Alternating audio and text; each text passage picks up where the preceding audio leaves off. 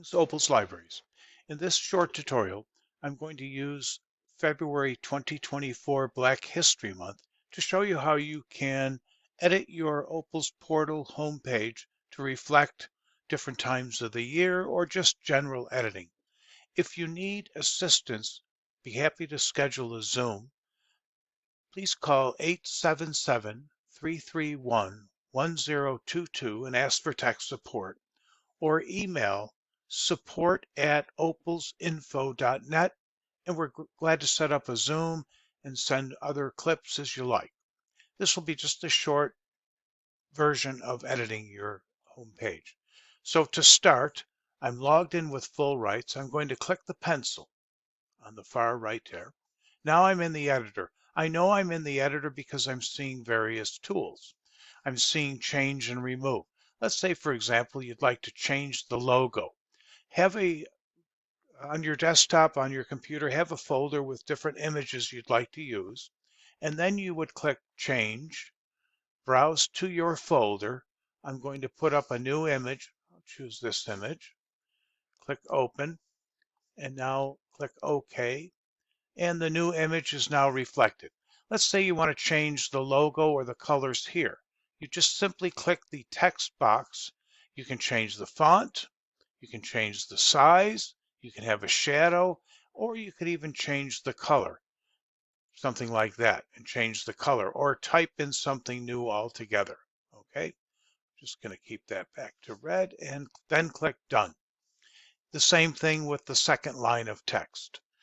The masthead behind can be changed by just choosing these various colors, or you can choose the color wheel and choose custom colors.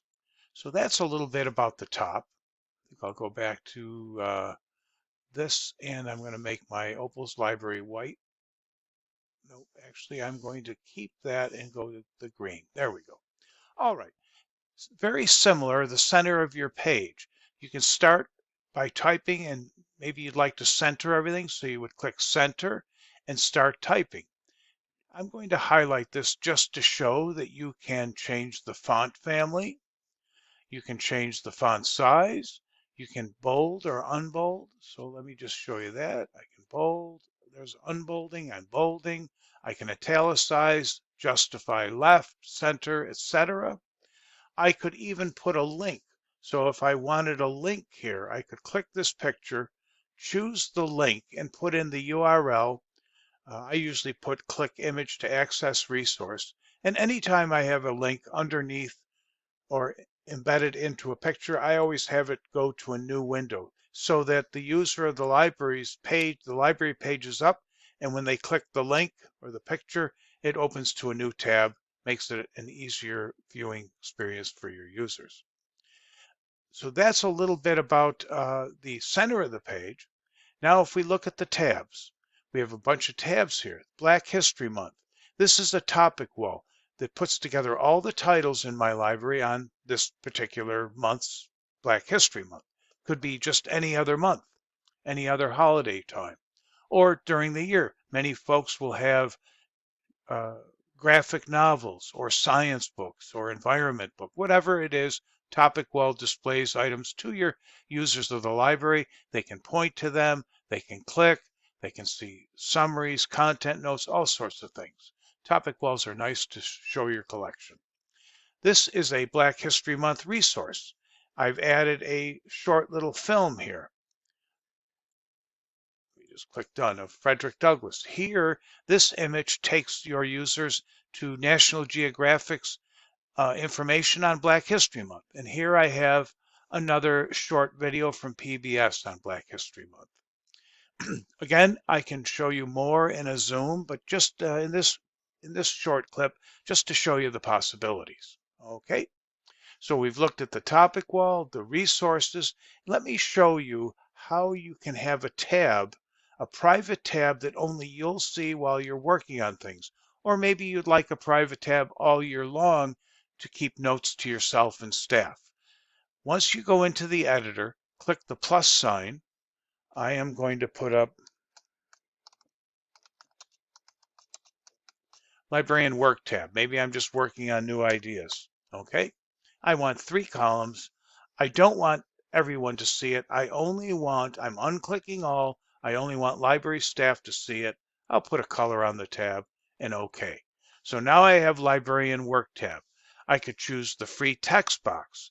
The free text box is where I could put images, link the images, put films, or just type text in here, notes to myself, or in the case of having this a public, notes to the students or your community of libraries members, or your whatever library you might be in, you might have a note for them, and that's a text box. To move boxes around, left click over the 4 arrows and just drag it over to the far left side, for example. Maybe I'd like a library showcase. I'm going to put a showcase in, and maybe I'd like a virtual showcase with ideas for next fall. Maybe I'm going to do a display next fall, and I just want to populate the showcase with, and I'm clicking the little cog here, and I'm going to call it Fall 2024, and I'm going to get books on autumn. So I typed in autumn. I'm just doing quick searches, folks. And I'm going to choose that page. I'll go to the bottom, click done, and now I have autumn books on a display case that I could put for everyone to see. I could even put another free text box. I could put a Pathfinder showcase. Any of these widgets at the bottom can be added to any tab, private or otherwise. So I'm going to click Save and Exit. And let's look at the site again. I didn't do much changes here at the top, but I did add the Librarian Work tab. There it is. I'm logged in. I didn't put anything in my text box. That's why it's blank. If I was to open the editor once again, I would see everything that I had in there. I'll open the editor by clicking the pencil. And now I have my Librarian Work tab, and I'm going to go here and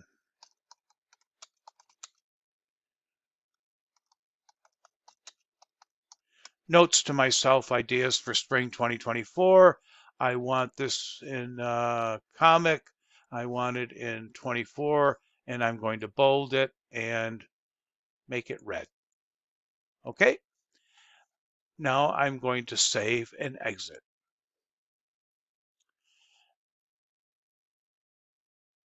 Now, there's a few things I'd like to show you. This environment tab, nothing to do with Black history, but it's a nice tab. Many libraries like it. It's HTML codes so that your students or members of your community can see what the UV index is by typing their zip or any geographic location. All these different options, drinking water, my environment, etc. Research sites, different research sites that you can click any of these items and go to a site. Let's see, what else do I have here? Oh, open access journals. These are free journals offered by vendors, public library of science, etc. They can be put on your page. RSS news feeds. RSS news feeds. Here's Today in History, Philosophy Now. These can be added to your tabs quite easy, and your students and teachers or the members of your community can access them very easily. Podcasts for kids, different podcasts.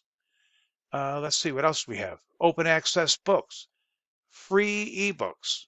For example, Project Gutenberg, who has, I think, about 65,000 ebooks now. All right, and now we'll just go back to the library welcome, and we see a Pathfinder. A Pathfinder aggregates the resources of your books, websites, notes from a teacher, notes from somebody in your community, community newsletters, etc. Teacher pick can be added just by using the free text box. And here are my new items that can be added. If you don't have them, you can add a new items icon and show the members of the users of your library new items that you've added. So that's a short clip on just the basics, the bare basics of editing your page and making it work for your library, your community of users, and different times of the year. Glad to help.